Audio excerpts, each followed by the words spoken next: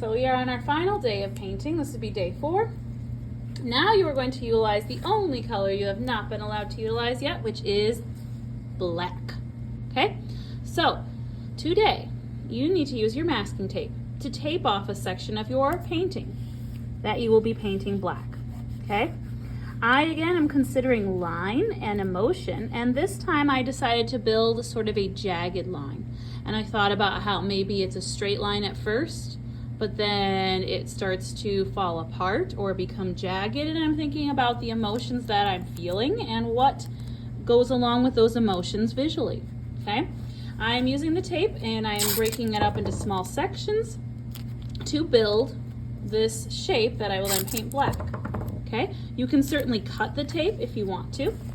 I just want to make sure it is strongly attached to my base canvas.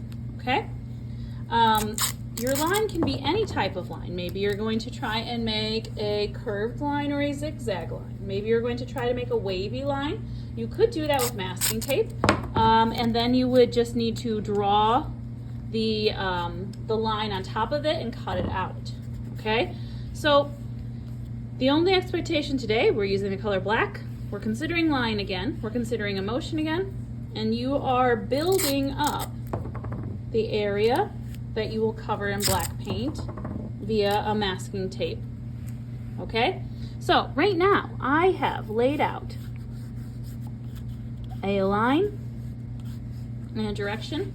Okay, so once I have all my tape burnished or laid down nice and flat, I'm going to pick up a brush.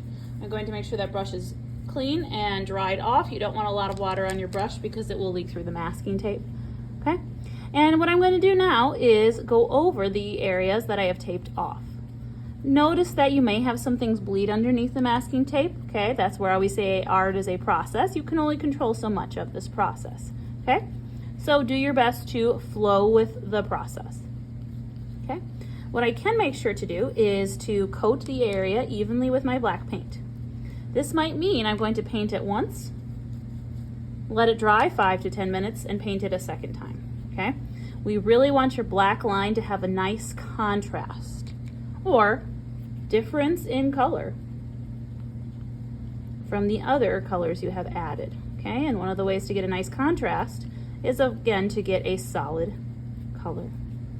Okay, so I have painted this area. Okay, so you might need to let it dry. You might think one coat is good enough, and you might be ready to start peeling off your masking tape. Okay, so I am going to go through this and carefully pick up as much as I can. If you feel like you need to wait till the next day to peel away your masking tape, that is also fine. Okay, if you feel like you need to see it today, you can start to peel it away. As we can see, I have some interesting places where the black paint has bled under my masking tape, but I don't really think that's a bad thing. I actually think it's kind of interesting. I personally think it gives a little bit more of a handmade quality and organic quality to the painting. Okay, so if it really bothers you, you could certainly tape it off again once it's dry and resharpen those edges with another coat. Okay, ooh, I'm really liking this.